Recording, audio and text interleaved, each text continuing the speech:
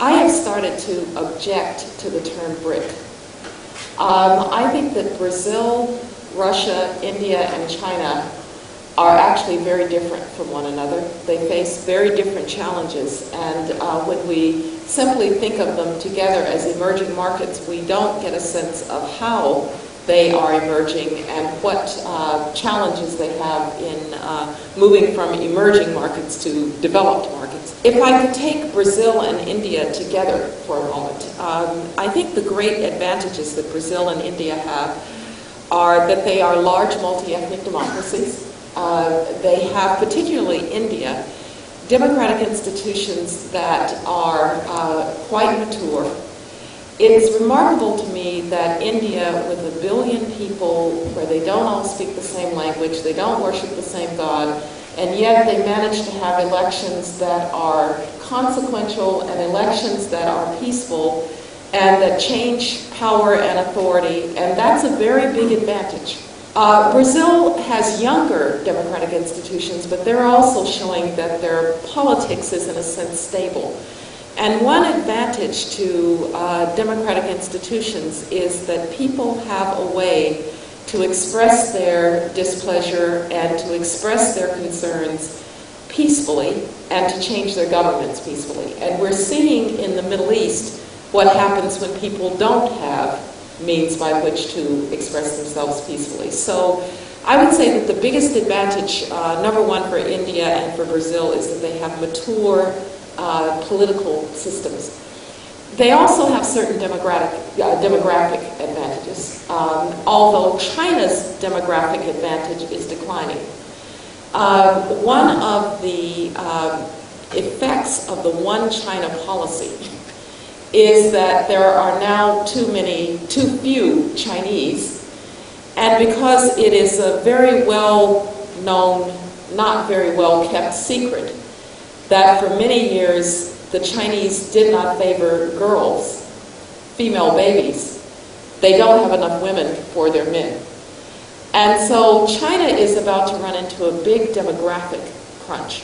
But India and Brazil have significant advantages on the demographic side too. The biggest problems for India and Brazil, particularly India, lives in a bad neighborhood. It lives next to Pakistan. It lives next to or very near Afghanistan. And the instability in South Asia, I think, is a problem for India. The other problem for India is that it is a nightmare, a very difficult place to do business. It is extremely bureaucratic. The British left the Indians a very fine civil service, but unfortunately it's a very bureaucratic civil service, and it is still one of the hardest places to start a business. So advantages, and Brazil is similar, very slow moving. So advantages, demographic, stable political systems, but very slow moving, and of course large pockets of poverty. Both Brazil and India have very large income distribution variation, very poor people and very wealthy people. So I expect that you will see both of them play important roles. Probably, just to close on India and Brazil, India's other great advantage is it just has extremely smart people.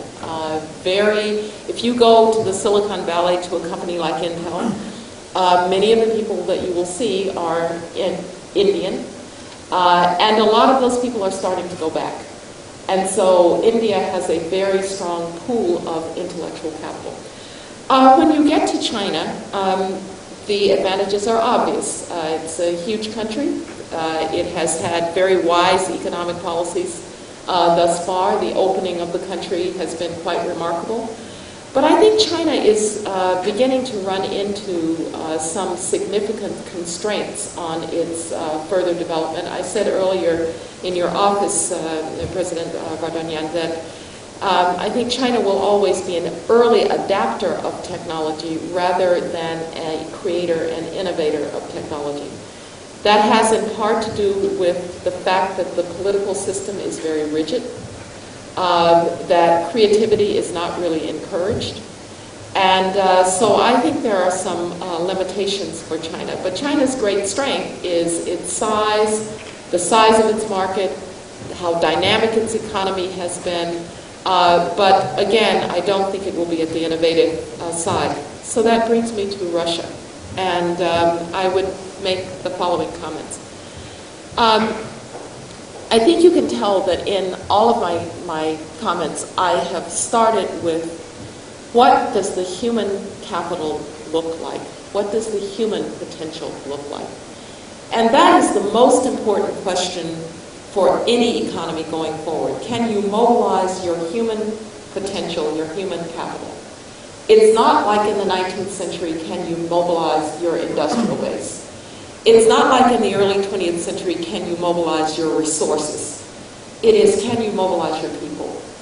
And that's the question that I think you are trying to answer here at Skолково.